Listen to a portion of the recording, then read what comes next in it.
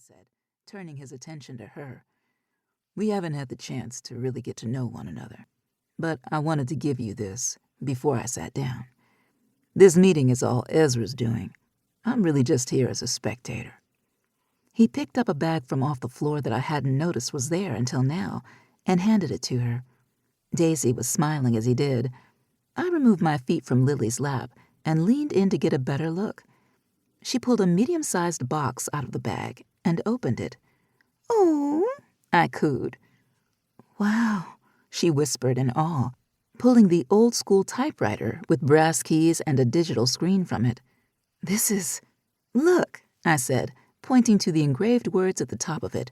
"One day, I'll be a famous writer." "I hope you like it," Daisy said, leaning in to wipe away the tears that had begun to fall from Lily's eyes. It was all Aiden's idea. I'm kind of jealous. He thought of it before me. "My ideas are yours," he said. I rolled my eyes and laughed. They were so cute that it made me sick.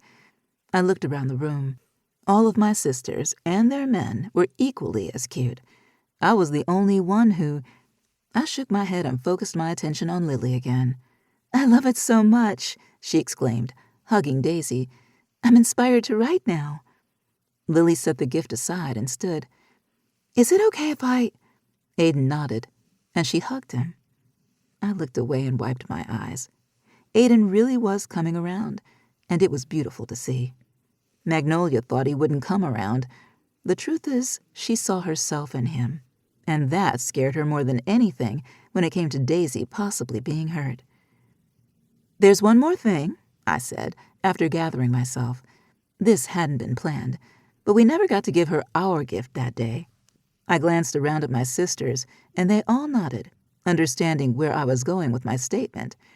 Lily turned to look at me with a frown on her face. "No more gifts." "Too late," Juniper said. "This one has been in the works for a while now." Lilac stood and grabbed an envelope from a drawer on her coffee table. "So," I said, taking it, "we know that you've been stressed about work and what to do next after graduation. We also know that it'll take some time to really get on your feet." She nodded. "I don't have my job anymore on campus, so yeah, I'm stressed." Her work-study job wasn't paying a lot, but she was able to keep up with her bills with that money and the extra from her scholarship. We understood the struggle. "Well," I handed the envelope over, "here's your first check, co-ownership papers, and keys to Baker's Clothing Bar. Your first shift starts on Wednesday with yours truly, so I can show you the ropes. As you know, we each work there one day out of the week just to check on things, so you'll be taking Magnolia's shift once you have everything down while she's on maternity leave." She was pulling everything out with wide eyes. "No way," she whispered, staring at the check. It was a little over $10,000, and that wasn't even a quarter of what she would be making. I can't, what?" Lily's head popped up, and she looked around. "I didn't earn this.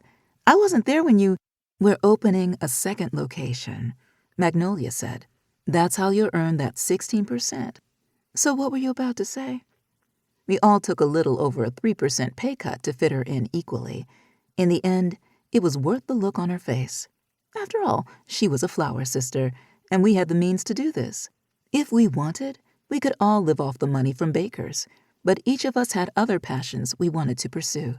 That was one of the reasons we hadn't expanded after 6 years of being in business.